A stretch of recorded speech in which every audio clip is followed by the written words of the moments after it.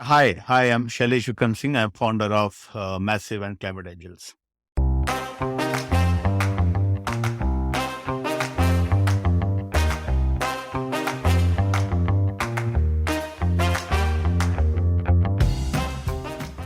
The era of giant internet startups is coming to an end. That's the big theme of this episode, featuring your host Akshay Datt interviewing Shailesh Vickram Singh, the founder of Climate Angels. Climate Angels fund startups who are solving problems around climate change using technology. Shailesh puts across a compelling argument that the next $1 trillion companies will be climate tech companies, and we already have seen Tesla as a trailblazing example of this. Shailesh is a veteran venture investor who shares his lessons from his journey in investing and his take on the upcoming trends. Stay tuned and subscribe to the Founder Thesis podcast on any audio streaming platform to learn how the savviest investors in India think.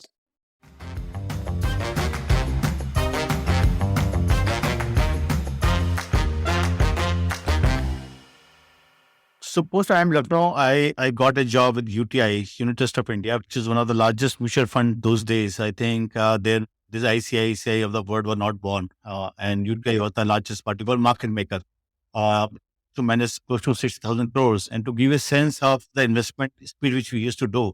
So I was part of a department of investments, which was, I think, team of probably 6 or 7 people.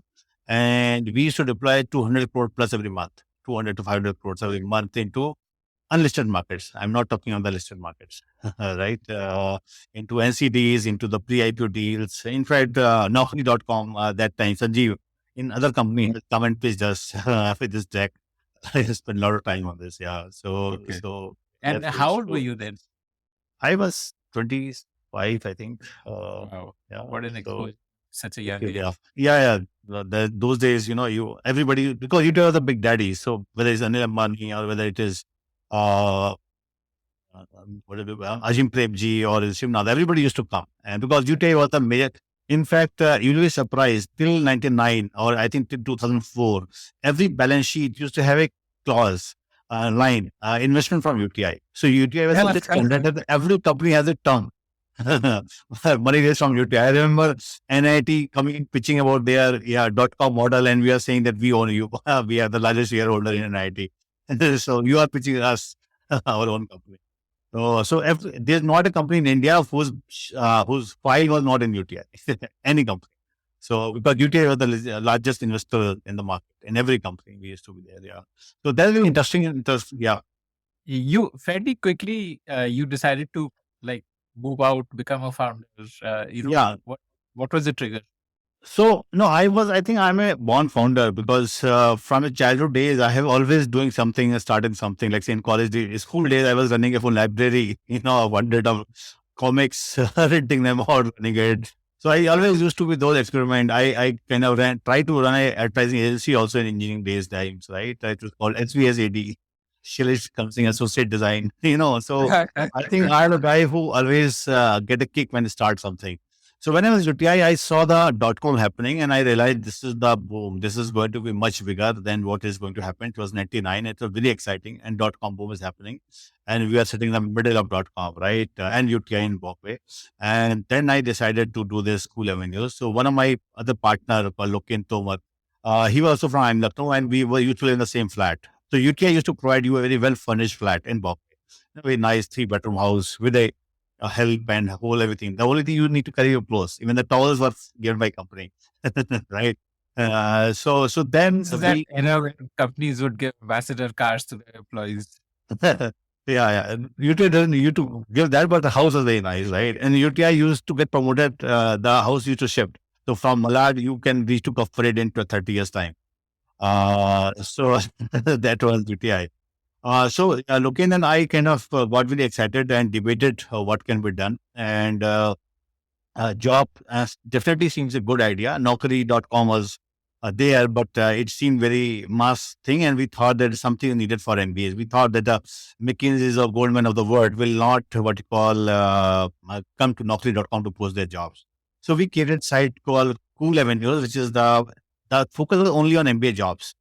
And what we did, so we registered this thing, worked part time, what you call on the building a site. We got a kid to design our website, but he couldn't do much. Then I ended up writing the whole HTML myself, managed the server. And when we launched, we did it like very crazy thing. What we did, we went to IIM Ahmedabad and did the placement coverage live. So what we're doing, as the offers were given, we were constantly updating on website, and this went viral. It went really viral because what happened, the team that those days of placement wars were going on. I think Lehman Brother and Goldman Sachs were there. Then Lehman Brother guy called his team. He said, "You have not made any offer, and Goldman has made 10 offers. What are you doing?" So he said, "How do you know?" He said, "I'm watching on CoolAvenues." Yeah. So we were sitting in the IIM Ahmedabad campus, and I was Indra Parekh. She was the dean then, and she said, "Yeah, you can." So we were just making the page, and I was uploading the page constantly every minute. It is like And live shooting in a way. live tweeting. What you live tweeting is there. That time we are doing it, and it went like viral. Like say, who didn't know CoolAvenues those days? Like every IIM guy. So IIM guy. Then the Economic Times picked it. Then we became the first page story. I think CNN did a story on us. Even Newsweek did a story. So we went really crazy viral. And By this time, quit your job? Like when this. no, no, I'm not. And then we thought we should resign because we already. Then we resigned from the job, but we did all these IM placements, Lucknow, and in fact we started this trend. And then Business Today came to us and they said, "Can we do a joint survey?" So then became what you call Business Today CoolAvenues joint survey. And those days, print magazines used to be a very big thing. So Business Today This was was like very. a preschool ranking survey. Yeah. So we did that. We didn't do ranking, but we did the placement surveys. And I think that went on for 10, 12 years. Earlier it was with Business Today, then Mint started doing it. The whole page used to come and used to get CoolAvenues, all that. So we achieved all this without zero marketing. And if I think of that those days, in fact, I remember the kind of servers we managed more traffic with much less tech, and something with today's startup, I think they are much overloaded, right? They are founders, there are 5 founders, right? 5 things, and still raising $1 million before doing anything. And here we have done the whole thing without even a single penny spending. I think the total money we spent was less than ₹1,00,000. Wow. And this was Right. from your savings. Yeah, from our savings, right? So did some ₹1,00,000. That too, that ₹1,00,000 happened because we have to travel to Bombay and Ahmedabad by flight. We couldn't because Bangalore was far away from Mumbai, and the placements are happening everything very very fast. So we just travel cost was there and some coder cost. The guy whom we outsourced to build the site, he charged us some ₹1,00,000 or ₹50,000.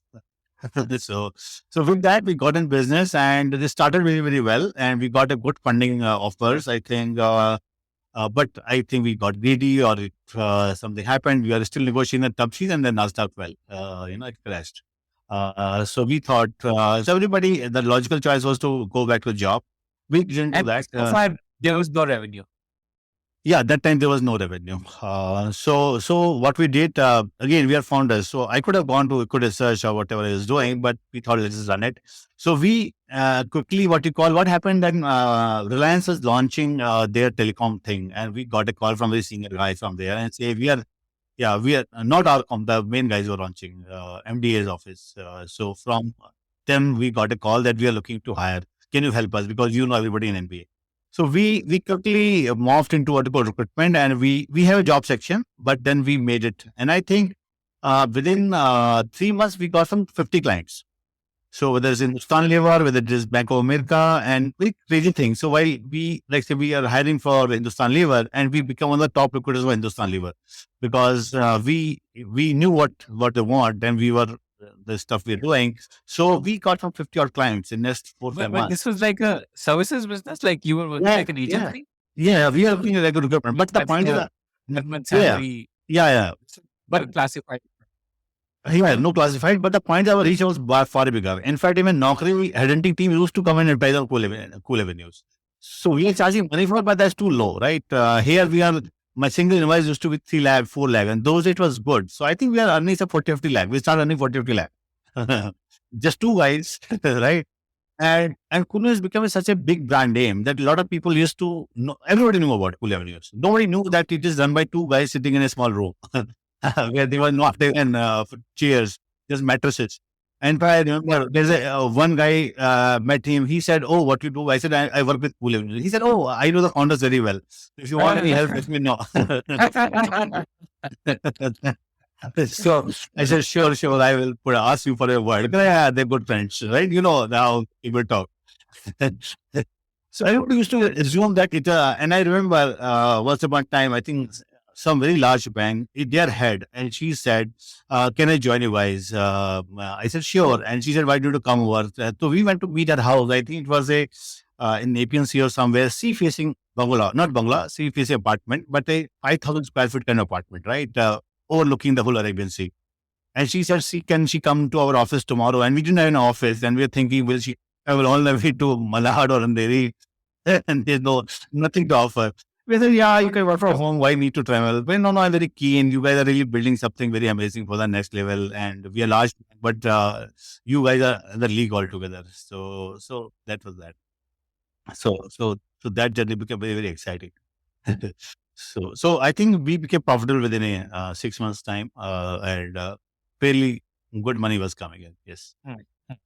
But recruiting is a very people-intensive business because you need telecallers who will call candidates, who will do interview scheduling, all of that. So ours was much simpler. So the point is, we have built this site. So our reach was much. So what we built. So our model from day one was basically passive job seekers.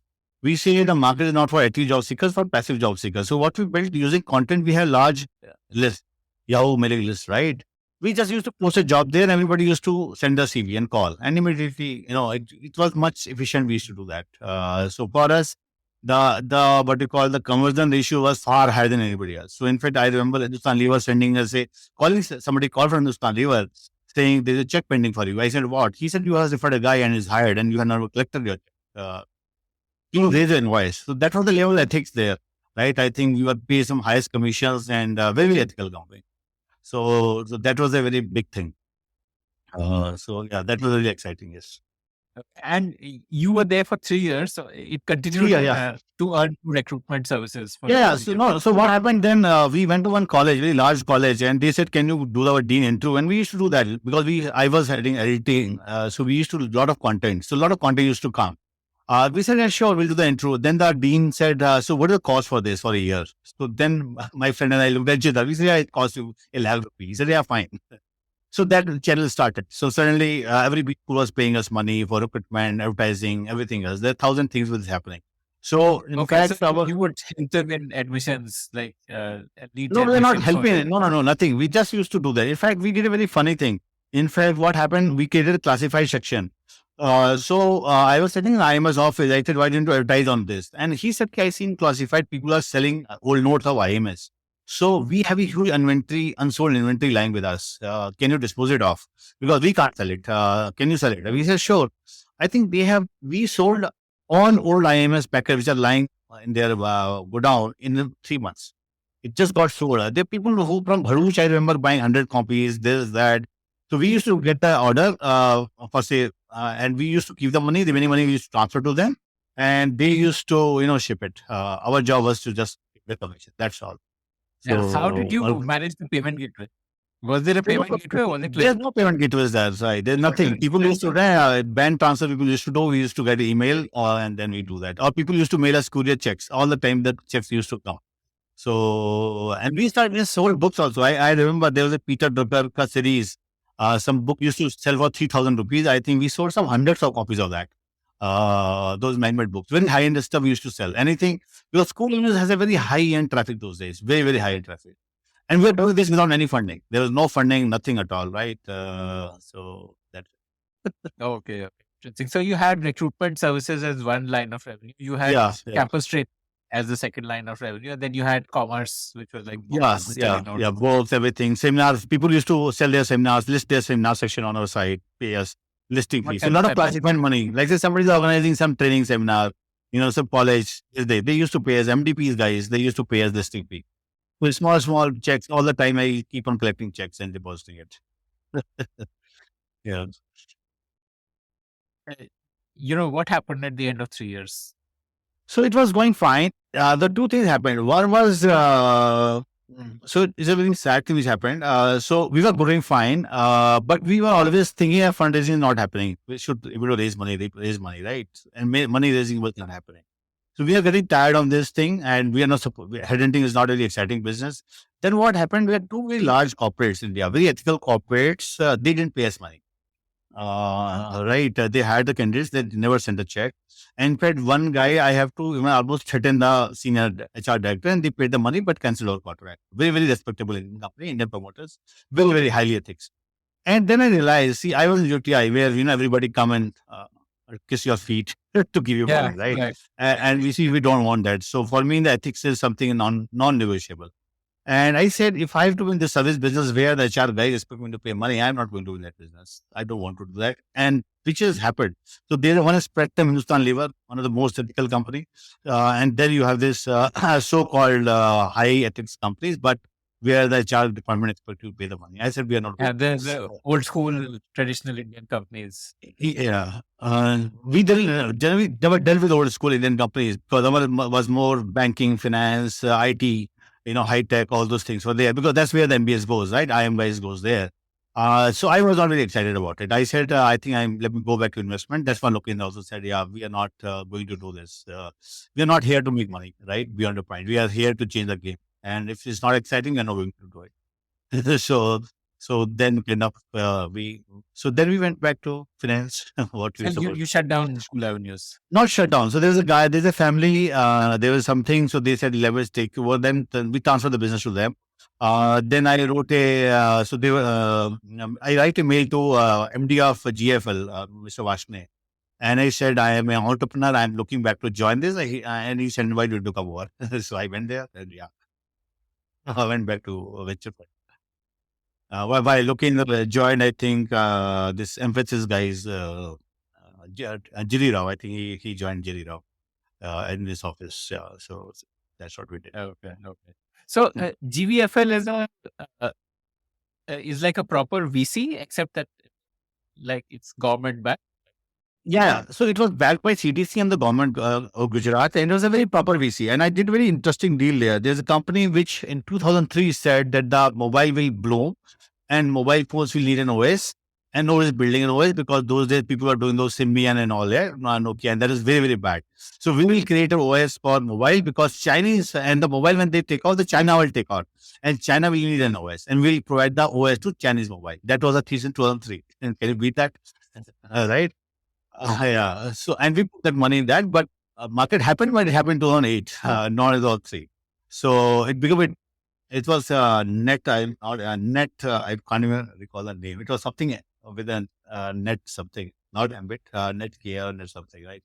Very smart guy, very smart guy from US. And those days they said we can give you a ringtone, customized ringtone. That was big thing.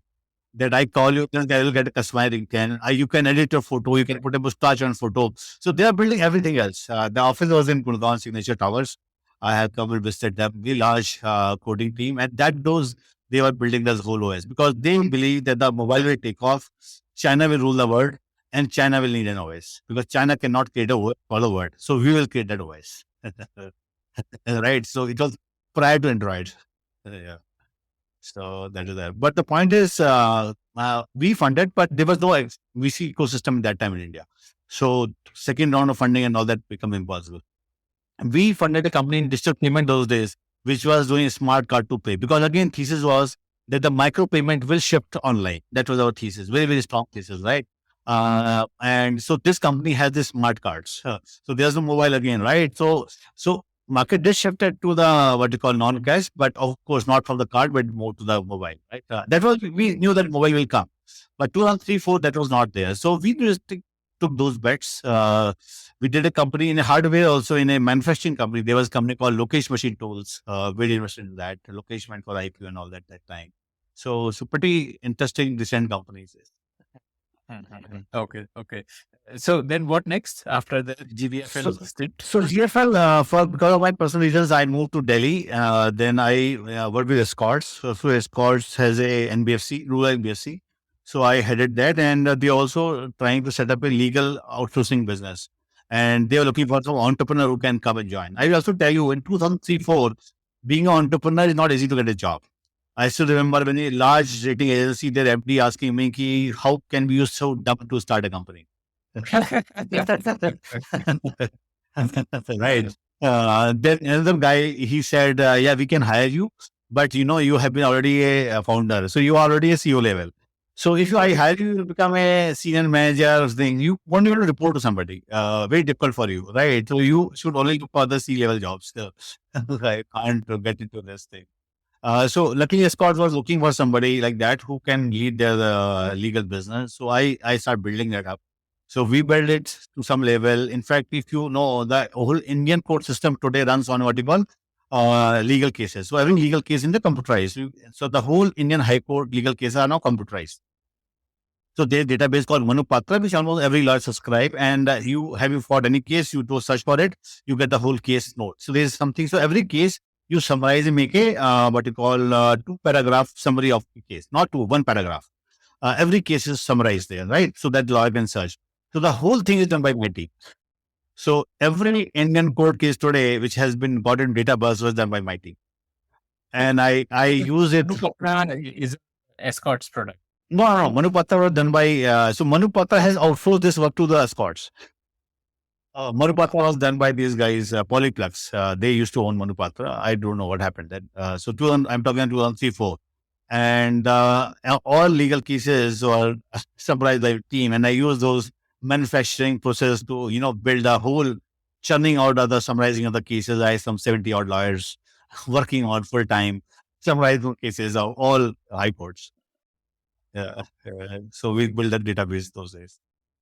So I did that, and then Scott went to 301 thing because the group was going through financial turbulence. So I think they were selling and buying everything else. So that time, so one of my friend, whom I known for a long time back, was running a PE fund called 2i Capital. So then I joined 2i Capital. And 2i Capital, we had two investment earlier is investments we have done. There was a company called equivalent databases called India Legal Databases, which was acquired by Reuters. So we sold that to Reuters. My friend was a very early investor in India Infoline, angel investor in India Infoline. Right. So those are deals we did. There was a company called QAI. Then we were earlier investors in Tita Wagons, Idea Cellular. It was a large P fund. So did those very, very interesting deals, right? But I was fundamentally what you call a tech VC. So my LA is not a late stage, more of the early stage because the thing I've done. So those days, what I happened, these founders used to come. There was a company called Inkfruit, which came to me and I kind of supported them and connected with Anand Lunia, who was in SeedFund that time. So we kept on talking all the time. So Lunia said, why don't you join SeedFund? Because you are a startup guy. You're not a PE guy. I said, yeah, PE is not something which really relate to me. It's good. It's easy. It's a much more comfortable than a VC for sure, but Yeah, you not don't have to do something. too much. The universe of investable deals is very small. Yeah, very small. The numbers very simple. You meet the company, okay, what is the EBITDA multiple 20, this, all this maths in a minute, right? But getting exit from P is almost impossible in India. So in India, P seems easy, but is much tougher because the 90% of founders don't want to give an exit. So you end up funding their lifestyle. So anyway, and then what happened? Our fund went through this very huge air pocket because of lemon prices. 1 hour will be defaulted. So we had done the first drawdown and 60 million fund, and then the one LP defaulted. And So this was funds from outside India. I'm sure yeah. India. Yeah. Would not. No, that time there was there was nothing called Indian LPs. Indian LPs have no even understanding what happens. So it was the Mauritius fund, and when we have a foreign LP which defaulted, so then I thought, okay. And then that time SeedFund has raised his fund. So Lunia said, why don't you join us? And I thought, okay. And I like that. And they were looking for somebody who deal Delhi, and I was in Delhi. So I then joined SeedFund. And SeedFund was very, very early. Mahesh Murthy, Praveen guy. So Praveen Gandhi is one of what you call, he is the angel investor in a company called, say, India Bulls. He's an angel investor in a company called Avendas, right? He was an angel investor in a company called India Games. So these are very, very marquee companies of 2000 era, right? When there was nothing. And he's that guy, what you call real passionate about startups. That's what you call, he bleeds startups that way.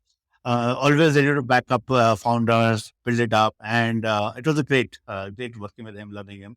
So that's what I did. Then I joined SeedFund. Where did he raise the money? So seed funds, early first fund money has come from Google, Motorola, there is Sierra Ventures, his own money also. And then next fund we got from CDC UK, IFU, Danish Fund, all this kind of thing. Very, very market investors all the time. Yeah. Top proper premium proper investors. In fact, my first deal which I missed and I did, I think January itself was a company called Lenskart. So I like Lenskart. I thought it fit what you call perfect e-commerce model, easy to ship, large number, repeat business. So I really loved Lenskart. I like Piyush. I spent a lot of time with him, almost 2-3 months working on it. And then I said we should do it. But somehow our whole IC kept on debating this. And then he got two offers, one from TCM, what's the fund name? IDG, or right now Shirate. So IDG, TCM sent a mail. In fact, TCM told me that he asked Piyush, this guy sending mail, ask him whether Sequoia and Seed Fund has given a term sheet. He said yes. Because he said that Seed Fund will always give a term sheet. So I think Sequoia gave term sheet and TCM gave a term sheet, and that was more money than what we are giving. And Piyush was very keen to have us, but the money was high. So I told Piyush, you should go with the money which is large, though we really want to do with. But since that guy is giving almost 4 times more, so you should go ahead with that. So that was a interesting day. That's your anti-portfolio. Yeah, I have so Seed Fund has every company in India used to come to Seed Fund, right? Because we are the only one those days. So every company has an anti-portfolio. There's Flipkart, there's Snapdeal, that. You name the company, it was anti-portfolio. Okay. Yeah. You evaluated like you bet the Bansal, the Bansals and all that. I have not met before these guys have met, but yes, they have met Bansals and Kunal Bhai ke saath to Luni has spent, I think, a lot of time going along with him. That time he used to print vouchers. Snapdeal started with the voucher kind of business. In Delhi, there's a company I have met them. So yeah, every company which is there big today will be our anti portfolio because there is no deal we won't see. Because we were the what you call the fund, right? In our star portfolio, those days were Red Bus. Now people don't even remember Red Bus, but Red Bus was really large. So to give a perspective, when we invested Red Bus was used to do probably one ticket a month or week something, and when Red Bus sold, and it was sold quite cheap, frankly speaking, was doing close to 40,000-50,000 tickets a day. And then when the Make My Trip acquired GoMassive, the most valuable company there was Red Bus because it was cracking a lot of profit and huge numbers of tickets. So I think must be $1 billion plus valuation, right? But yeah, for Seed Fund, made a lot of money. We are happy. Funny was happy. So that is overall. But yes. Why isn't Seed Fund like the Sequoia of India? Like there's so many funds which came afterwards, like say Prime, Bloom, whichever one. हाँ, so Bloom तो हाँ, तब तो Bloom शुरू रहा था, yeah, Sanjay and all these started. So what happened, Seed Fund basically, so we have 3 core founders called Mahesh Murthy, Bharti Jacob and Praveen Bhai. Somehow they decided not to continue together. Otherwise we would have been there. And then what happened, Bharti and I took that. So Bharti and I were raising another fund and we got commitment. So we would have we were much bigger then. But then I kind of lost my interest in consumer internet. So 2017-18, I thought that it is done. I don't see any value here and I want to solve for climate. So basically I have a big change of heart. So you can blame me there. Right? Because we have this first closing. So think of it. We have 20 million committed, 10 million from CDC, 10 from CDB. Nobody quits that time, and I quit it. I kind of thought that 2016 when you had 20 million. Yeah. So commitment done, and so it was going smooth. So we have become much bigger than Blooms of the world. We were anyway much bigger than them. Sequoia can't match because Sequoia has what you call international capital and everything. But domestically, So we kind of, I lost interest in consumer internet. I started finding it very boring, with all due respect. And that's where it happened. So then I set up consumer internet continues to be where every other fund is investing in. Like my thesis. Yeah. So my thesis was that consumer internet is dead. That I took 2017. Of course, I was wrong because every fund, in fact, from 17, with all due respect, even a monkey would have made money. The way every company has, gone multiple up rounds, right? Every company has made multiple rounds. So, but frankly speaking, I tell you, when I'm going to make a very, very strong anti-statement, which is the consumer internet is dead. The only thing is probably VC founders are not aware because the fundamental thing is it is not fitting in the VC ethos system. The game is over. Why do you you won't say lose that? money. I understand. See, well, I'm going to publish a paper on this, so won't go much data out of it. But the point is, at the end of the day, VC business is about what you call creating a flywheel or creating a something which can create to turn a lot of revenue, everything else. Consumer Disruptive internet, strength. Yes. yeah. So in consumer internet, that doesn't exist. The edge has been taken by the big daddies. The point is, earlier there was a for some time there's a air pocket where the Microsoft of the world, when they were still mainframes, couldn't move to cloud. But once all the big daddies have moved to cloud, almost every business has disappeared. Look at Calendly. Microsoft team has consumed it, right? Look at Zoom. So see the Zoom call number of Zoom invites today versus number of team invites today, right? Or Google Meet invite today. It is eating it up. Tell me a single business where the companies have any edge. So consumer internet has no edge, right? It's the platforms. Consumer internet include companies like Zomato, Yeah. Zomato, What is the edge? Nykaa. What is the edge? I mean, these are businesses which are like, Which I will mean, die. it's yes, which Uber has, right? Like what Uber did for transportation, Zomato Nothing. did So, for I think Uber is the biggest case study and biggest tragedy. In fact, I really like this analogy of Uber because everyone say Uber has no cars. But think of it. They have raised deployed maybe $20 billion and no cars and still not making money. So joke is on Uber. Joke is not other the sector. Oh my God, they don't have car. I think the whole consumer internet, the asset like model, the fallacy is destroyed because for a company like Netflix, not Netflix, company like Airbnb and this, think of it for just a website engine, the kind of capital they've consumed, billions of dollars for running a pretty website, right? They are websites, they are company which are basically, I call them call center with a mobile app, right? And they'll get those 100, 200 EBITDA multiple for what? If the companies cannot generate cash, like crazy cash, that business should not exist and won't exist, frankly speaking, because this era was funded by cheap money. Now, cheap money is going away, right? Cash will have, see, at the end of the day, every business has just one role free cash flow. Free cash flow, right? Forget about profit and all, I don't care. But if you can't generate free cash flow, you won't exist later or sooner. So the Uber need to really wonder, and I also wonder why you lose money. You take very 30% commission, have millions of rights, and there's still just 400 crore business in India. That's all. Right. So then there's a very fundamental problem in everybody who's looking at this business. What is your value? What? Right.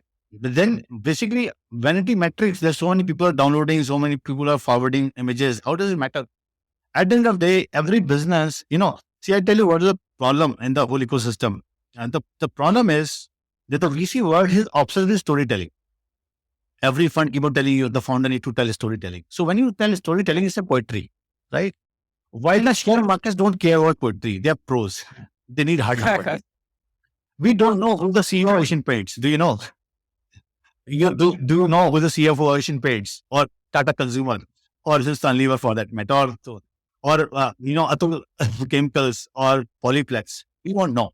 But the quarter numbers, the EBITDA numbers is all that we need to know. Share market doesn't care about your poetry. The problem with the founding world, the VC world, that it has been obsessed about poetry.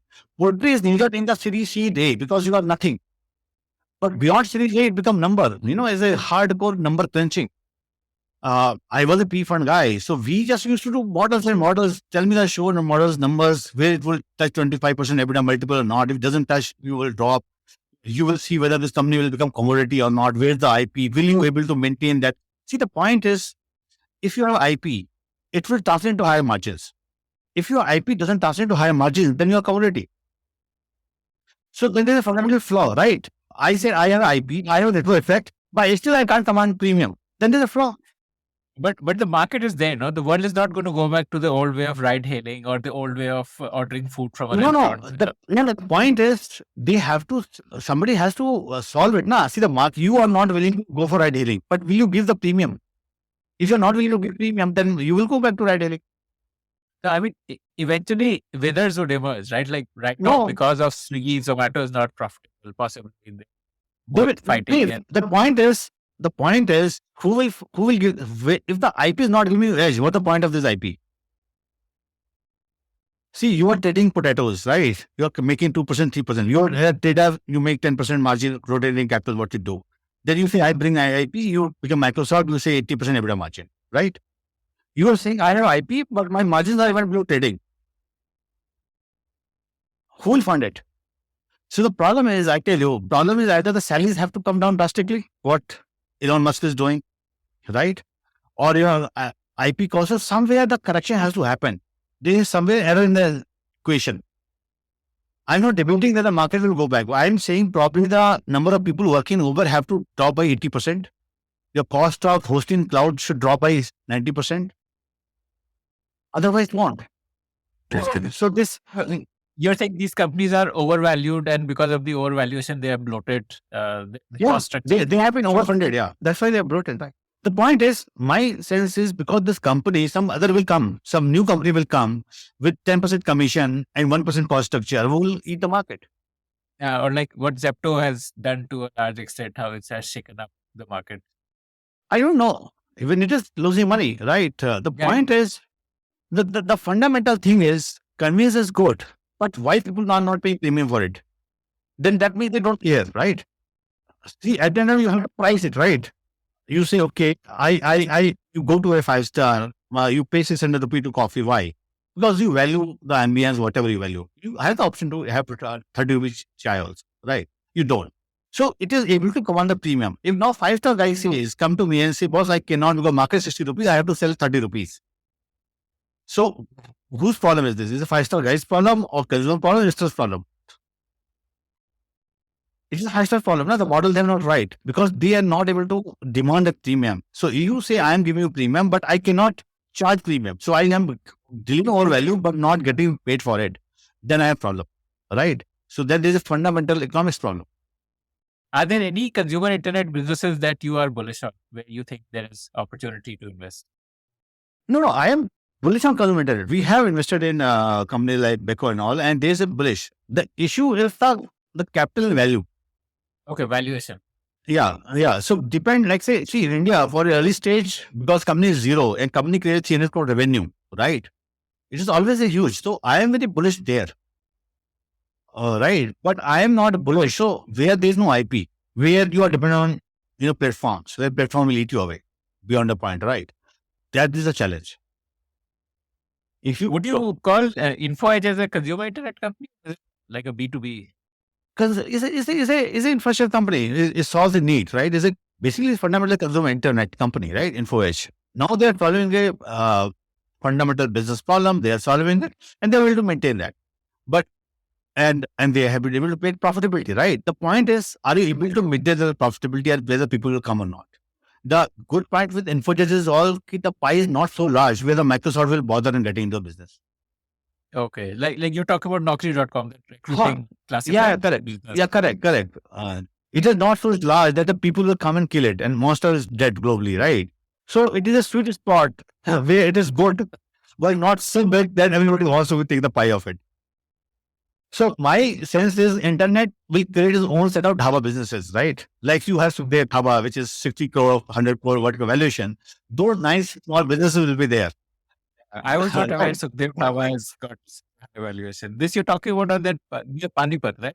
Yeah, correct. I think, if you see the math, they must be doing more than that revenue, right? I think every day, how many people they're serving? Must be lakhs people serving, right? A lakh into 300 rupees.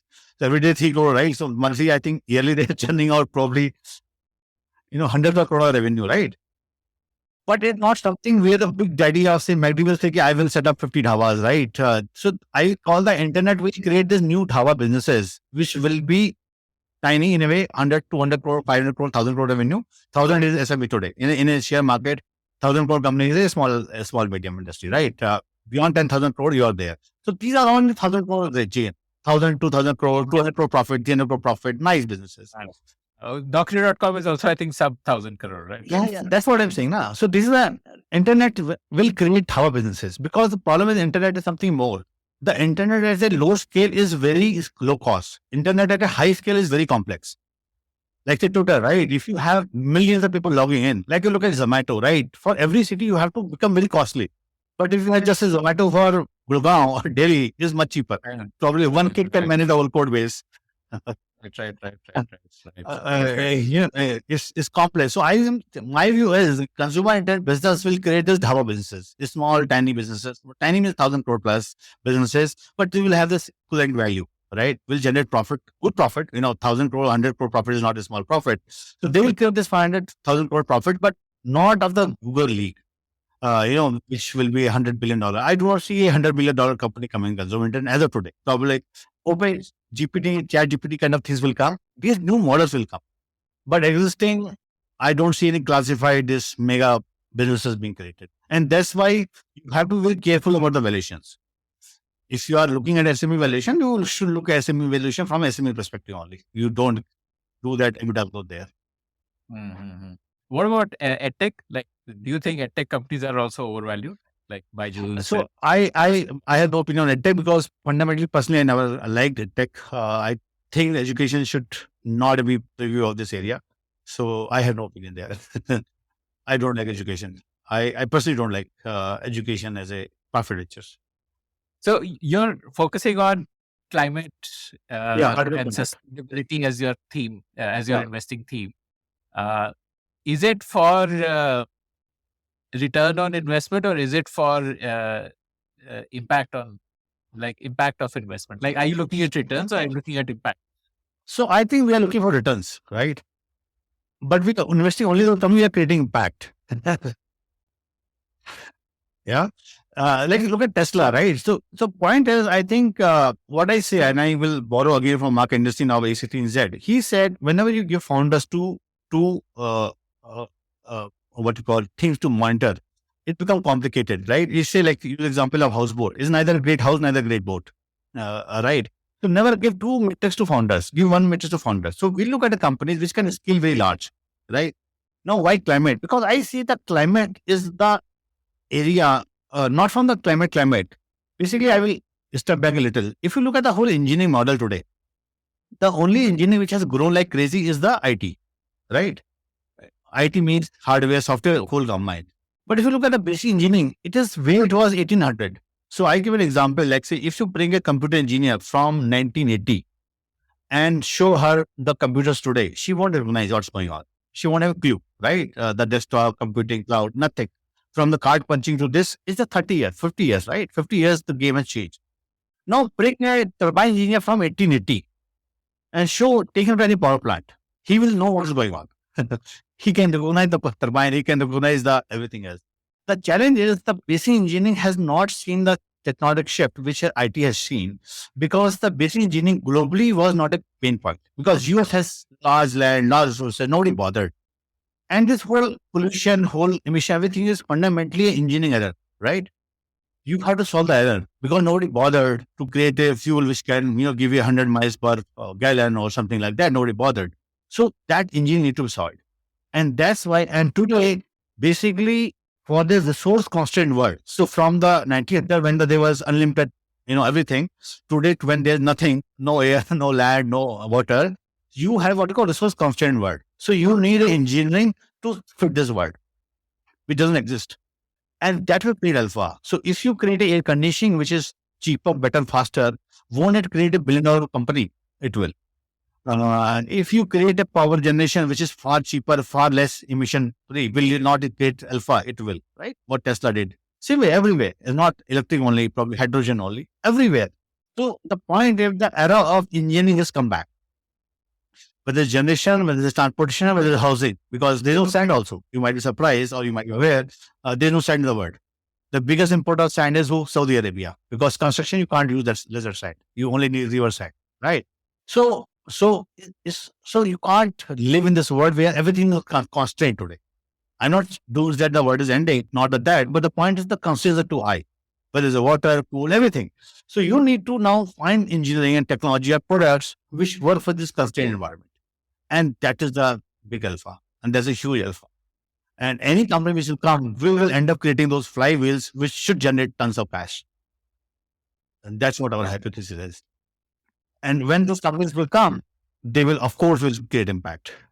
Because that is what their gene is, right? That is their core is. Because core is impact. And I tell impact, I now know what you're doing impact. Now it just generate me alpha, just create a large scale. Can you build 1,000 crore company? Can you build 10,000 crore company? If yes, why not? Okay. So you're saying that companies which solve resource constraint challenges are going to be the next $100 billion companies, as opposed to today's $100 billion companies, which are essentially consumer internet, which are like data analytics based. What is there like beyond they're the using- point? Tell me, what is the value there beyond the point? What is the edge? Any company you see, there's no edge. Mm, mm. Right. Okay, interesting. So within this resource constraint as a broad theme, what are the sub themes that you look at? So everything. So look at agriculture. You need companies which have much more precision agriculture, right? Which consume less than like today. Whole India use flood irrigation, right? You waste millions of liters of water. There's no water in whole Punjab, whole north, right? Now you need to give plant just 1 mm or 2 mm water, right? So you need precision engineering. Same way the fertilizer. Why is so much fertilizer? Little fertilizer. So clean food, clean tech, right? Can you grow organic food at cheaper cost than what bomb you are paying? Can you do that? How you do that, right? What are cycles there? Those are the things. It's not simple engineering. They're very high end engineering. Better seats, right? So this is what I call constrained environment, because you cannot have so much of NPK again. You cannot have so much of what you call phosphorus again. Can you do this? Can not pump so much urea in the soil? So that is there. That's the opportunity. So clean food is huge. Energy is huge, right? How you transition to hydrogen or transition to nuclear, a new area of energy. Then whole built environment. Can you create a building which is much cheaper, much cooler than what it is today, right? So every year, so the sectors are so many, So we look at this broad sector, but there are multiple themes inside. So there are some 30, 40 mid sectors are there, and everything is very deep, very, very engineering driven, very, very complicated, and very, very exciting. The kind of learning I'm doing here is next level where I never learned so much. Yeah. So let's talk about this journey of setting up a fund. So Yeah. you set up massive fund. What's the process to set up a fund? You need to get an anchor LP to back Yeah. first. So the point is, when I announced climate, that was 2018. It was quite ahead of time, right? In fact, I always do things which are always ahead of time. So I did very large announcement of fund, and in fact, Vijay and I said, Vijay Shikhar of PTM, I said that, okay, we'll do this large fund, a $200 million fund only to solve climate. But then we did an announcement, and then I went deeper and I realized that there's no startups. And second thing, the finance business is one business where you cannot have ownership of the market. Like say what we in GFL, right? If you're the only financier, then the market will fall apart, right? Because you will end up 100% of the risk of the market. In finance, you have to distribute the risk, right? Why the funds are successful today? Because risk is distributed, all right? So Bloom takes some risks, Sequoia takes some risks, XSF takes risks. In VC business, as founders, we always want to do winner take all, but this is a very interesting take that as an investor, you don't want to take all. Yeah, it's a counterintuitive, because then you will end up the whole risk. Finance is always a risk, right? The first question in finance is not about return, it's a risk. And risk is, you cannot eliminate risk. How to mitigate risk? And you can only when you share the risk, right? Because it also brings more knowledge, right? Because you are not the God, you don't know everything, right? And you learn more from others than what you have. So we realized that we will end up owning the market. That is the most dangerous thing. But we are very passionate about this. We need to solve it.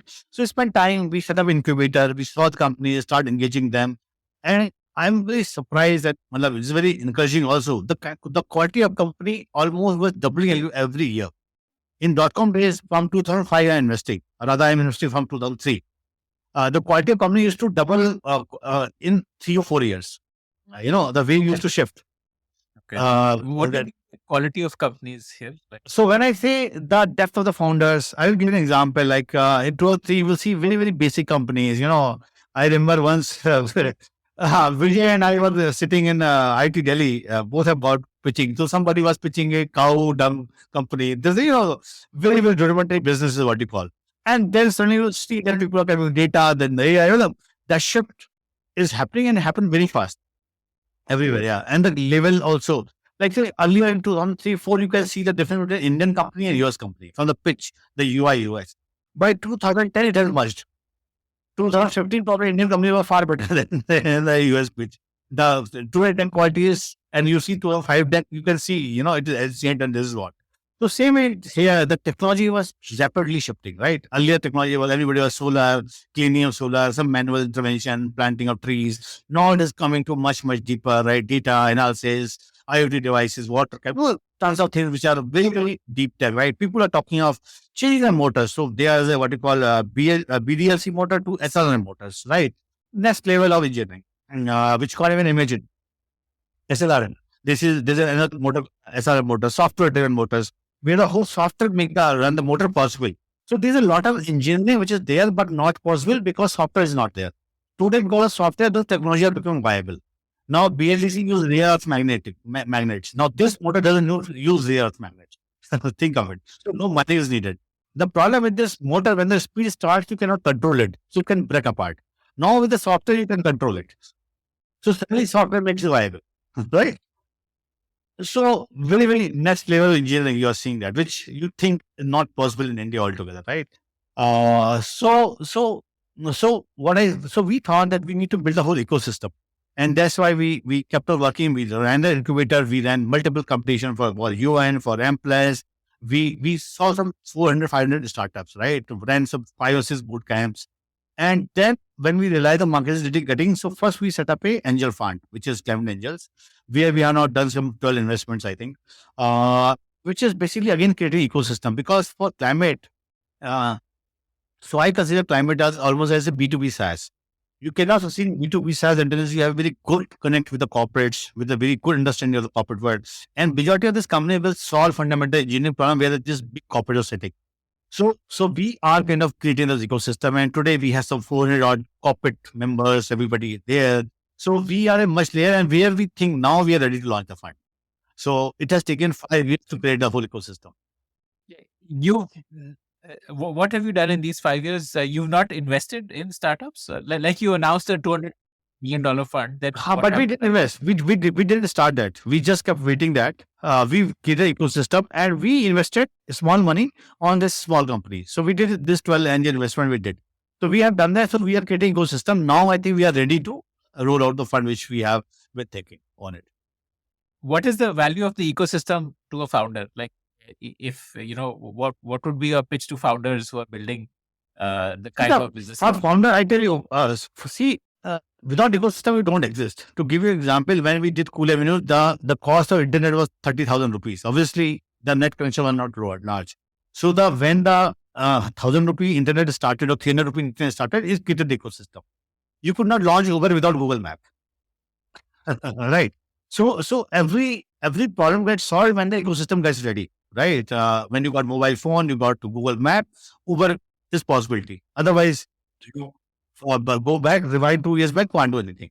Same way today, a lot of tech is there. Today, I have what you call access to those corporates. I can open those large corridors where you need to go and pitch. I can connect those things, right? So those three ecosystems. So a VC always, the biggest value of VC play is the ecosystem, right? Not the money. Is that can I open those doors where you need as a founder to go and reach? Can you go and meet that guy? Whether it's an investor, whether it's your corporate acquirer or as a client, wherever it's at. So it takes time. And it takes a lot of time. Today, the whole consumer internet we see what is thriving because of a lot of work done by TIE, which built the whole ecosystem. TIE really did a lot of job on that part, right? Then IAN came. IAN did a lot of work. So I think what TIE, IAN, Mumbai Angels, all this network did, then all this got ready to launch. You cannot launch one fund on your own, as I said, right? There you have to have deal flow, then you have to sell their deal to somebody else, right? Ecosystem is needed. So that VC took 15 years to grow. And then you have hundreds of macro VCs today. They all exist because somebody else has done the hard work, right? So same way, and I'm very passionate about climate. So I wanted to create that hard way, right? So we did a lot of things. We tried to bring down the cost for the founders. We tried to bring down the lot of access to capital to founders. So we did whatever we could do.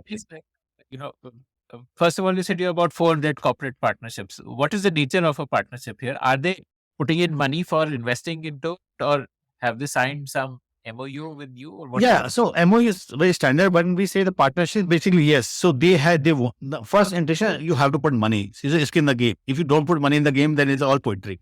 So their intention, have they put the money? No, not all of them have put the money, but yes, a lot of them have put the money. So first is the access to put the money is there. Then there is what you call some strategic partnership there where they say, okay, I'm looking for these three things. If you have something, I'm love to engage. I can do investments, whatever we can do. So you get that part of it, Maybe right? someone like a Coke and Pepsi would want something on water saving. On model. water, on packaging, on plastic, on sugar, anything else, right? So the idea is so first thing we said, well, I think now I'm going to make a very whatever controversial statement. Is basically we reply that you have to solve the climate and environment. You have to save it from the environmentalist because solution to not every problem is ban this. Like everybody says, ban fossil fuel. Then what? What will do? Do you want to go to forest age? You can't, right? Companies exist because consumers want it. No company is putting the thought down in your product in your thought, right? The idea is how do you solve? How do you get a partnership which solve this problem? Rather than banning or naming and shaming, how do we become a partner where we use your, engineering technology or reach whatever to solve the problem at scale? Can I give you a solution? And that is much more different way to address a problem rather than, going to the government and saying ban them, ban that. So that's what we're trying to help. And we are seeing what can be done. Okay. Okay. So in a way, these 400 corporates are like either LPs or potential LPs. No, these are corporate, these are individuals. So, but I'm saying these are 400 guys are the individuals, become an individual who represent the corporates. But they are senior CXO levels and all that. So actually I have access to that. So I said, I need this problem. The guy said, yeah, this is my company is doing this. Can we set up a call and can we talk on this? So that's what it is. So the idea is the ecosystem is always built by individuals, right? Because corporate is nameless, faceless, and then no is ownership there. So idea is to basically you have to create a momentum. So what I see climate tech where the consumer internet was in 2004 or 6, when the IAN and TIE were doing all the hard work. So I think we are doing all the hard work right now. So that this sector takes off, right? Because we saw the climate. Yeah. And you said that you have done work around reducing cost of capital, reducing cost of operating. Yeah. So the point is, funds are expensive process, right? Especially angel funds are also very expensive, where they charge 2% fee to founders, this, that. So we have tried to eliminate them. Like say, Climate Angel has a platform where founders don't pay any fee, right? Then the investors don't pay any fee, and some where they don't pay any carry also, right? So idea is whatever it is to bring the capital. So I'm an investor, I don't want to pay any carry. Yeah, fine, you can do that, right? I don't want to do this, fine, you can do that. Depending on your, so the idea is how you can make the whole thing much more attractive.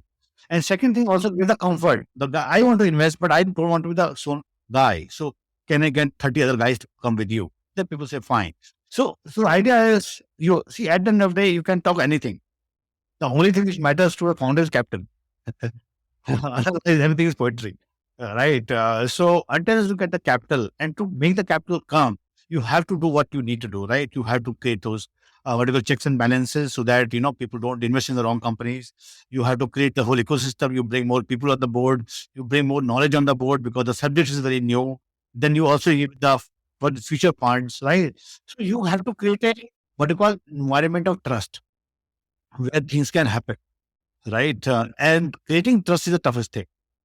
It seems the easiest part. When the trust is everywhere, nobody cares. But when you're the first guy doing this, it is kind of impossible thing. Yeah. So that is very, very critical. Okay. Fascinating. Can you just go through those 6 investments you've done? What was the thesis for each of those? Why We did have you done invest? now 12. Give me like a quick summary of those investments you what Yeah. what was the thing that attracted you? So the first company we did was Consumer Internet, Beko, which is basically direct to consumer brand. It basically is making what you call sustainable your washing powder, washing thing, whole sustainable thing, right? Related to it, whether it's a paper, bamboo paper based, then they're making these what you call floor cleaner, washing detergent, everything. It's a very very hygienic thing. So today, the biggest source of water pollution is basically your soap, because what you call used soap, whatever enters the water, destroy the whole water area, right? Which is very very big issue because all marine life dies because of that. So these guys have built a cleaner which is completely biological, safe, and can be even drunk by anything. So not So carcinogenic like it's like other the brand. Indian version of method. Yeah, some sort of yes. And they are doing very, very good growth, growing very fast pace. I think almost, I say, a run rate of 500,000 or something per month, that way. So very, very strong company. And I think there's a space to create a 300, 400 crore kind of brand. That's what we see. So that drove us, I think, probably 1,000 crore also, because in this category, the brands are very big. Like Surf Excel alone is around 7,000 to 8,000 crore brand, right? To create a 1,000 crore brand is not so tough. So as I said you that you have to be very clear, the margins should be very clear. And if you can create a product which is sustainable, but not more than 10% premium, then you got a winner. So that is where the thesis is. And I think the founders are understand that, and they are really cracking it. So that's what very exciting for us, because change the game. The other company is a very interesting company. They are trying to solve what you call lead acid recycling. Globally, lead acid is a very big thing, because even a Tesla will have a lead acid battery. Everywhere there are lead acid batteries. The recycling of lead acid is very, very polluting. Uh, from the draining of the lead acid to the what you call burning of the lead. If you see whole Delhi, how the pollution comes from this burning of this lead batteries, right? Because you have to send this lead battery to a smelter at a high energy, you burn the lead and then reclaim the virgin lead. It is such a polluting industry that no license has been given to any lead recycling company in the Europe in last 30, 40 years. Right? It's very, very regulated and very complicated. So all lead acid batteries end up being coming to India, Bangladesh, or Africa. Now this company has built this tech, and they have got a license to build a plant in Singapore and US. So they basically turn this lead into a paste and recover the lead and improve the lead collection process, and no smelter usage. So low energy, everything else. So this is a tech which can change the game of the way lead recycling happens. So it is a And it's you're just talking about yes. ace recycling, yeah. Yeah. So if that happens, so obviously that is always if it happens, right? So, but the possibilities are huge, because venture world is always about the possibilities, right? So the possibility is really game changing there. Then there is a company called Shiru, which is into lead acid battery, not lead acid. They are into this EV battery swapping and building a vehicle to grid model where these batteries can be used as the load balancing for a grid. So they are building the whole software, everything is around grid to vehicle kind of a balancing system, so that spare energy in the grid can be used for the charging batteries, and that can be used to balance the grid. So all those kind of software they're building. Very, very dedicated team from Bits Pilani have been on it for a release a long time now, and very, very committed on this. So these are three. Oh, sorry, I forgot. So hmm. Then we have this Pran. Pran is very exciting. So, see, air pollution, whenever we think of the air pollution, we think of, the broader air pollution in Delhi and everything else. But every small industry has a huge air pollution thing. Think of even not SME, think of a cement bagging plant, or where cements are just, dumped and thrown away. All this poor people, they just put some cloth or even don't put anything else, and they really suffer from this. Now, Pran has built this technology which is very good for the large spaces to capture air pollution. So they have this ionization within the pipe. They do it not very costly, but they reduce the pollution in this large areas. They are already running trials with Tata Steel, with Tanish, right, where all this high polluting thing happen. And he's a huge demand. Everything of every this adhesive buffing or vehicle buffing, cleaning, everywhere the pollution is level is very, very high. And you cannot use a what you call a filter there, because filter get choked in every 10 minutes. And it's very, very expensive, right? So nobody is going to do that, but people are happy to spend something. So I see the fundamental thing which will drive us is the basic VC ethos, and basic VC ethos are faster, better, cheaper. If you can build a technology which is faster, better, and cheaper, you got a mark, right? And that's what the company have to do this, right? So impact will automatically happen. So if the plant succeeds, automatically so many people will be, have able to breathe clean air compared to what they are otherwise forced to suffer day in, day out. So that is Pran which is doing it. Then we have done a company which is into high speed racing bike they are building, where they have the gear as a powertrain, not electric motors, but it is an EV bike. They're going to launch, I think, next 1 month or so. So Matter.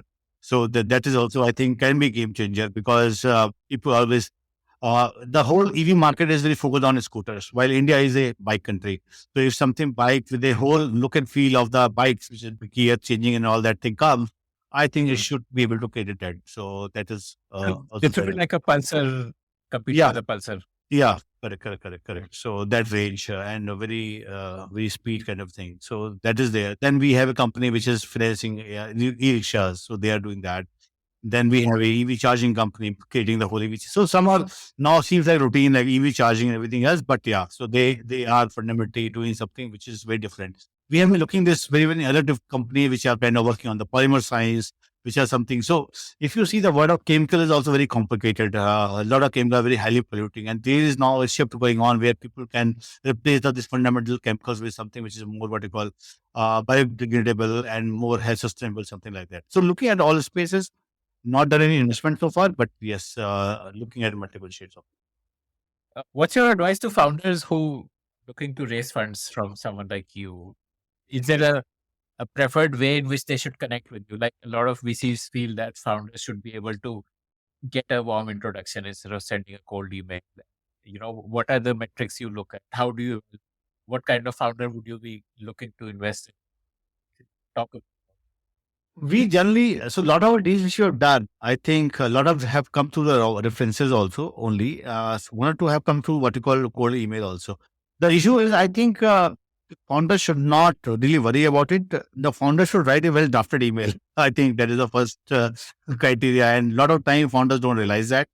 I think writing the first cold email is the most underrated or most what you call misunderstood concept in the world of VC or anywhere, even every career also. People don't know how to write and how to pitch, frankly speaking. But in fact, I got so frustrated way back in 2012 that I made a whole pitch, how to pitch to a VC, right? Yeah, okay. It's very frustrating getting that. And a lot of time, so I tell you, as a VC, we have two errors. One is called type 1 and type 2. I don't know how much you have math, so you know this or not. So type 1 error is, yeah. So type 1 error is basically where you think the thing is bad and thing is good, right? So you think thing is good and thing is bad. That is type 1 error. You think that is a great company, but it is fundamentally a bad company. So that is type 1 error. Which happens with VC all the time. All VCs write 30-40% portfolio. You can say that we suffer that everything. The type 2 error, which is anti portfolio, where you think it is bad, but it is fundamentally good.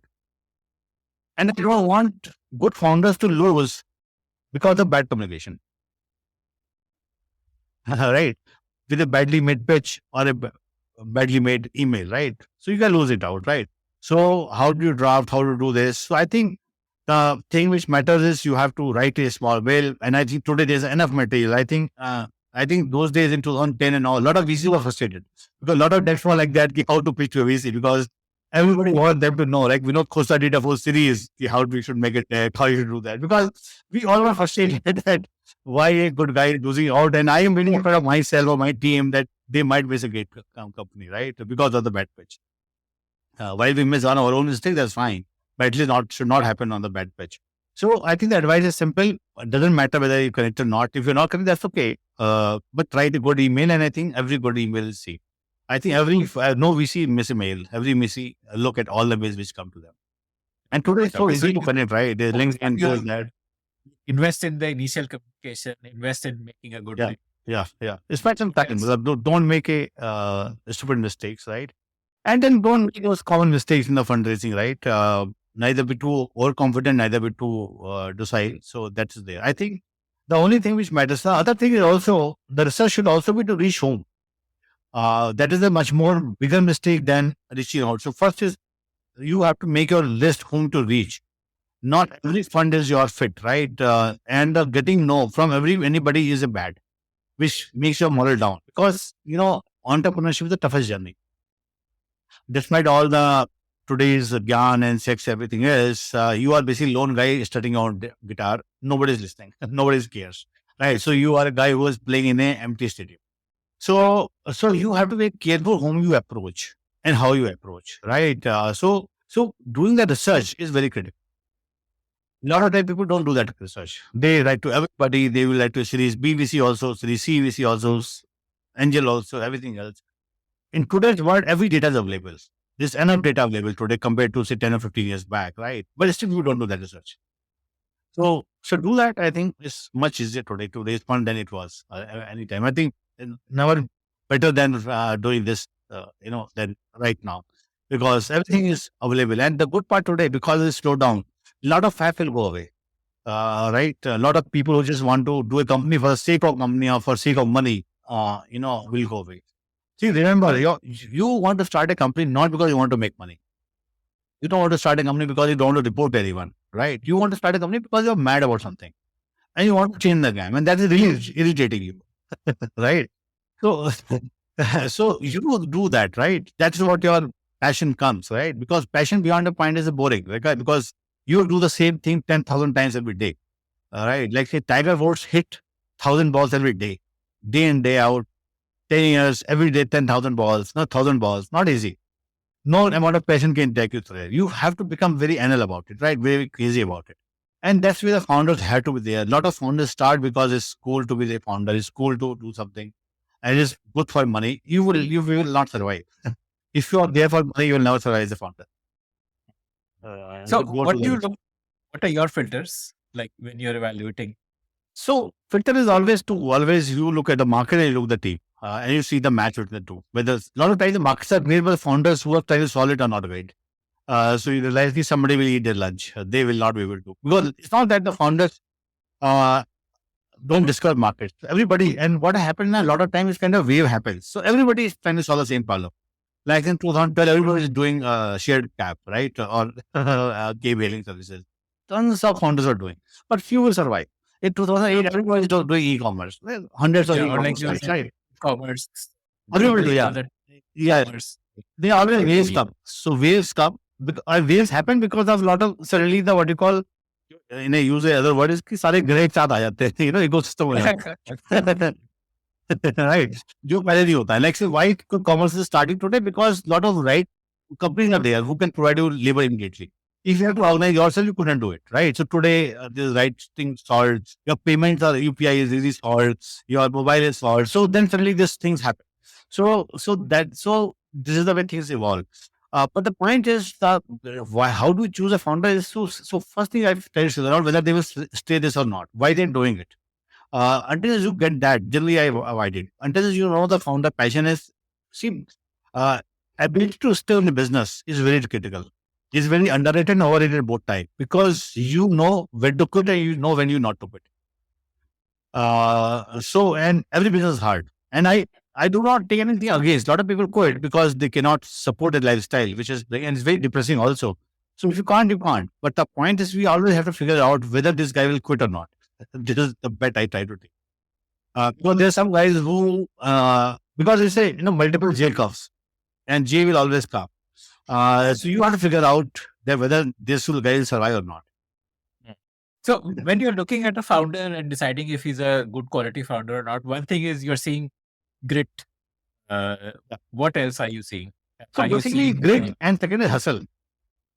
I think hustle is a very, very important quality, and this is what, because whether this guy will do the himself or he will get a consultant to do it, kind of thing, right? So the hustler will always hack it. Yeah. So hands dirty and also hack it. I think whether everybody is doing at 10 rupees, this guy will do at 3 rupees. So there are some people who are like that. They are born like that. So if you want to look at a founder, is nothing like it, because they will hustle everything. Because at the end of the day, what is startup, right? Is a hustle. You just get something else, and can you create X in 0.2x, not in X is equal to X, right? So how frugal they are, how hustler they are, right? What kind of hacking they can do. So you basically look for that kind of quality. You're not looking for a suited guy. You are basically looking at a street fighter who can do knife fight. Very interesting. Tell me something, like the world's most valuable company, Tesla, it used to be, maybe not now. It was essentially this space which you are operating in of sustainability. But none of the mainstream funds are really focusing on this, and we don't have so many sustainability focused VC funds, especially in India. I'm not aware of the situation in the West. Why is that? Yeah, so globally, I think a lot of disservice has been done by impact guys itself. So I think the biggest guys to be blamed are the impact funds. Because the impact fund, the first thing they tell the investor, they boss, We are impact fund, so don't expect returns from us. So when you say impact, what investors hear that no return, right?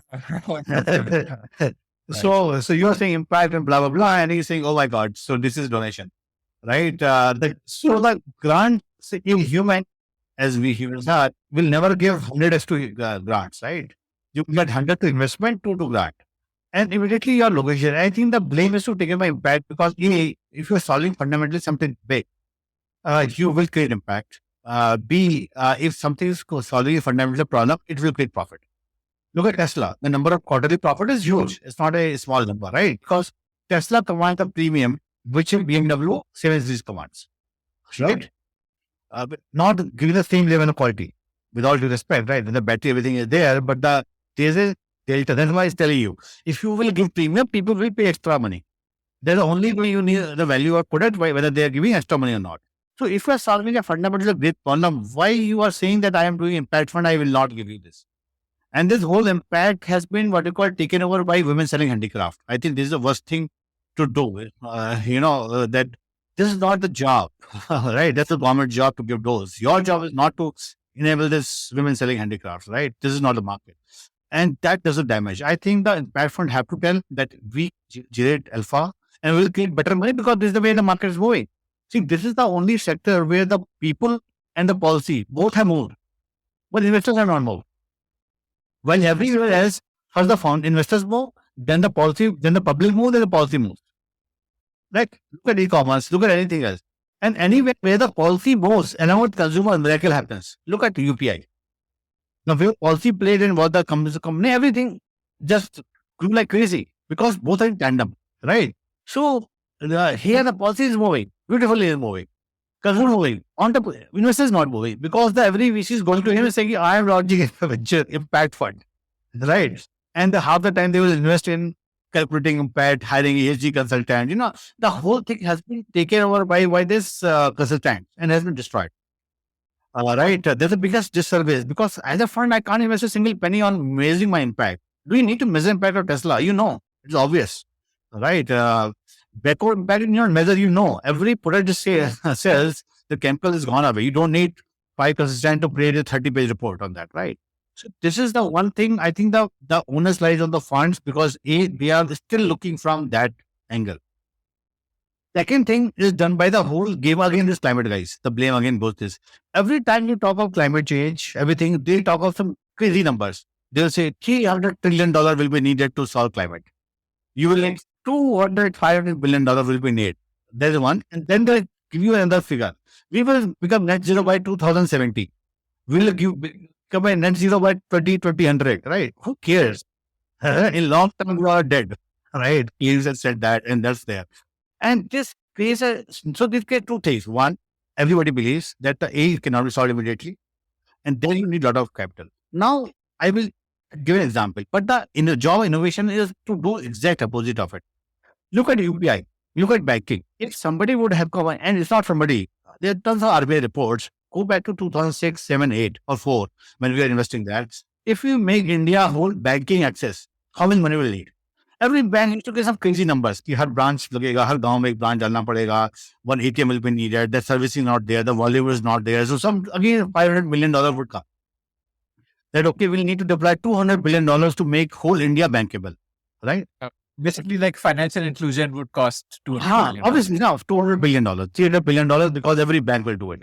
Now, if you look at the total money raised by all fintechs, Paytm, PhonePe, Google, I think the whole figure is not 10 billion. Is less than 10 billion, right? It's $6-7 billion. In $6-7 billion, whole India has become banking. That is what the innovation does, right? So you have achieved a whole Indian financial inclusion where every maid has a phone, pay account, everything. One smartphone of 5,000 rupees, second hand phone for 2,000 rupees, and Paytm. You're done. So what Paytm has achieved, the whole financial inclusion, which people have been talking with 30 reports. So that is a fundamental thing. The investor, the champion of this, because they all are looking for the mirrors of 2000 to see how this is solved. Or think of 1988 reports, how to make whole India accessible to phone lines. Their report, we need to lay so many copper cables, so many phone numbers, then people will get landline. The whole thing happened with mobile phones in no time, right? and people made money. Not only employment, every telecom guys made tons of money, right? So nobody lost anything. In fact, it was a net positive to the society. Money-wise, contribution-wise, everything is. That is the job of innovation does, right? And so we don't need hundreds of billions or $5 trillion to become net zero. You have to think differently. And then innovation has to be done, and that narrative has to change everywhere. Because that reports, then the Niti Aayog will parrot that, then the government will parrot that, then the World Bank will parrot that, everybody will keep on parroting, saying that we need some, and since it's such a large number, nobody bothers. Because nobody has $3 trillion. Right? It's not valuation, it's a money.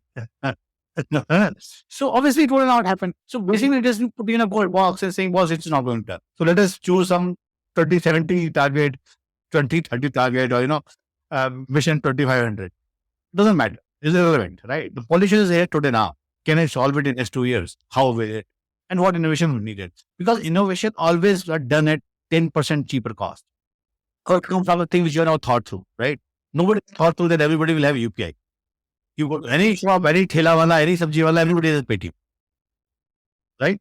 So Paytm solved.